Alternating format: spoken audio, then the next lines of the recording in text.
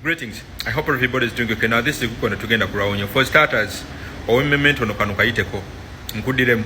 Bw'obanga onyiiga mangu. Ng'emmeme yesiikuka mangu. Kano kayiteko. Totawana kalaba.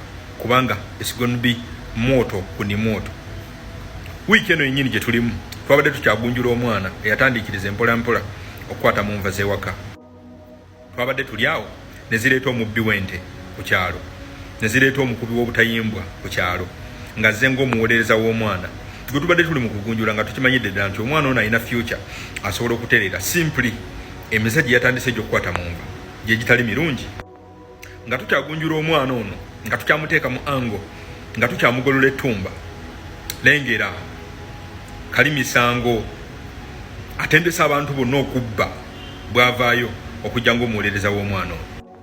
Kankutuusize ku mulamwa twabadde tukyagunjula kiseka tukyamukuba kiwokoze tumugamba ayi kyokola kikyamu wadde nga kituufu okikolera ku platform enkyamu ne zijjayo ow'omutwe omunene Fred Kajubi Lumbuye. Ate gwe Lumbuye ngenda kugamba sirika gwe kategori kwoli oli mu kategori y'ababbi ba boda oli mu kategori y'ababbi bante ku kyalo. Kajubi Lumbuye gwe sit your ass down. Nkudiremu Kajubi Lumbuye sit your ass down mu nsonga zino. Tozuukusa misango gyo. Bana boyogereramu be bapya. Ffe tuli ba veteran mu zino ensonga. We know what he did. Ebyapininga olunaku olwaleero. This is your setting. These are precedents that you set. Gwe Fred Kajubi Lumbuye. Sit your ass down. Toyina yadde moral authority gwe okwogera ku accountability. Fred Kajubi Lumbuye. Toyina moral authority. Ogenda kulimba bana abaana batasoma statecraft.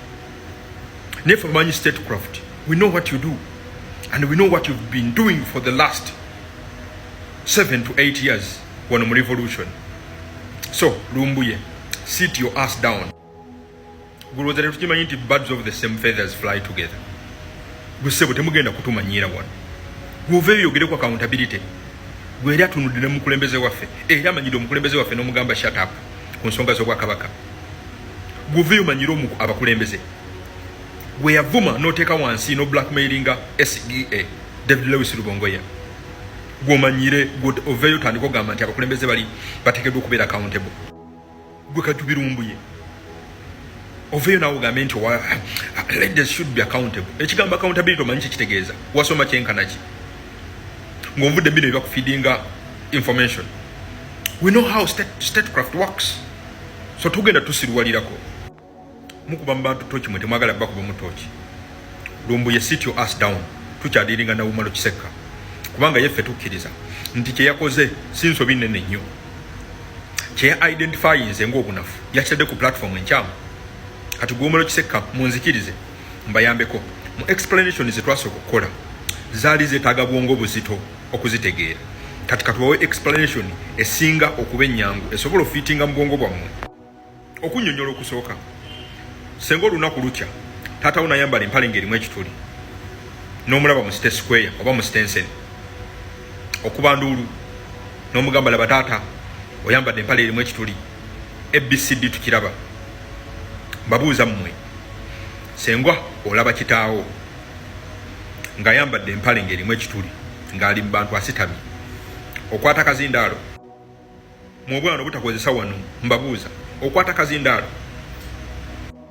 example endala gy'osobola okutegeera ngamba gwe alowooza empola ng'obwongo bwo buprocessing ebintu mu nkola ya kasoobo nga processor yo eri so slow to the extent nti esooba nnyo.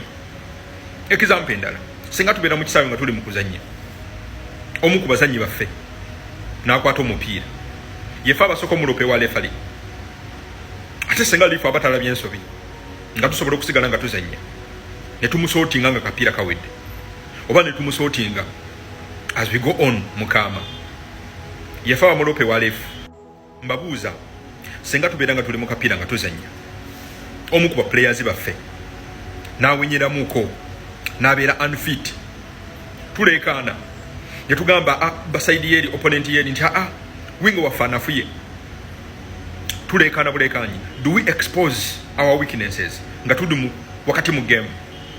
Senga tukikola nteeko obunafu wabweru nga tuli mu game kiyambani kiyamba ffe oba kiyamba opponent waffe bana kyetubagamba nti mukozeseeko wano obuzibu mwina mmwe temwagala kukozesa wano mukozesa nnyo wano mwadisconnectinga wano ku wano kati mwogera wano ne woogera nga wano tewaliiko mutambula muli bize munenya abantu nga yebakoze ensobi mweba bagamba kukunsobiza mwe lwaki munyiika ekibuzo kini nti kati museka muli basanyufu muwulidde toki kyekola kati eyo gye bayita toki buli yojje mutunuza mubalala mwe batunuddemu lwaki mupapaala lwaki munyiiga simply because babagambye kunsobiza mu banga yonna mbadde mutunuza abantu mu nsobi zaabwe kati mwe batunuza mu nsobi zammwe mukyakyalika mupapaala abasinga kumwe banga lyonna mbadde mugamba temuli ba National Unity Platform muli ba People Power ate National Unity Platform ekuwandiikidde lwaki onyiiga lwaki oyomba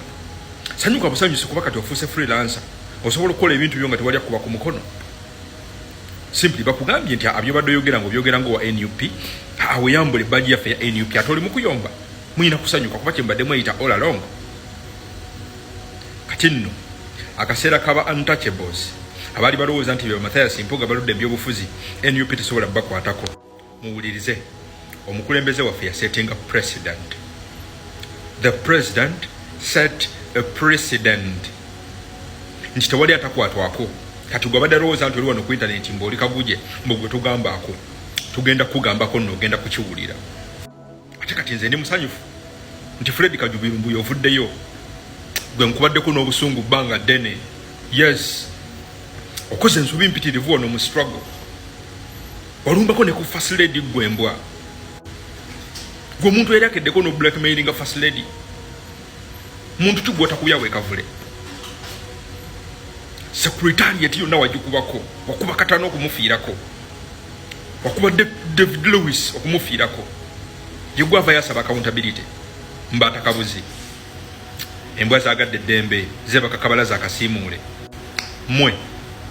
mwegatte kalindi kati mwabadde balowooza nti bino ebintu byawedde we are simply getting started revolution eri mukwera kkubo lyalyo wano ku internet tewali agenda kuddamu kumeesinga nayo mubadde mugamba mbuli untouchables mbwe temugambako mbwe temukwatikako who told you kati gwe abadde aliyo ng'olowooza nti bino biwedde nti bisemberedde okuggwa tutandika butandisi tewali atagenda kugambako nkuddiremu akagurupu kabulako omuntu omu kojja omugezi yekka mwekuŋŋaanye wamu mu kisero tubakube kiboko zammwe non-stop mbaddiremu birds of the same feathers flock together kagurupu kabulako omuntu omu kabulako kojja omugezi yekka era ninda statement ye mwetubakube kiboko zammwe tubaparking ebbali njagala okubabuulira gwe ali mu intaneti ali wano ku intaneti nga struggle gyokola omukulembeze wawe ye His Excellency Robert Kyagulanyi Ssentamu you're going to abide by the principles of the National Unity Platform ne People Power at large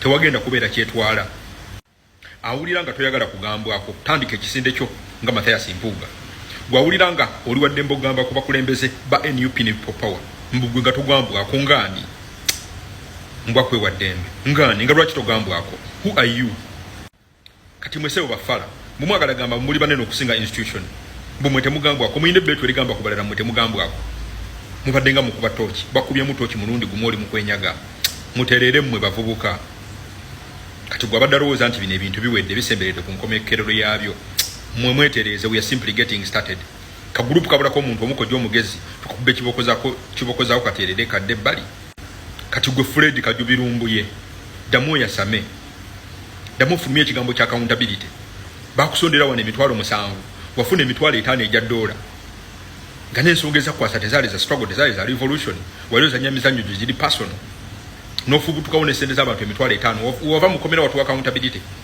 wabulira abantu ekyakwasa obalowooza tetulina arrest warrant yo ekipapula kye bakukyajingirako charge sheet yo olowooza tetugirina gwe Fred Rumbuye gwe ssebo obadde obbente ku kyalo togenda kuvaayo okuwolereza mwana eyatandikiriza okukwata mu nva akyalina essuubi eritereera back off oba nawe tugenda kugatta ku gaali yokuwa kiboko so gwe abadde alowooza nti bino biwedde we are simply getting started kagurupu kabulako omuntu omu tukakubbe tukafulumya wabweru nga kagurupu ka Mathias Mpuuga idiots we are simply getting started ekyo mbeere nga mukimanyi mwekuŋŋanye mukole ekibiina kyammwe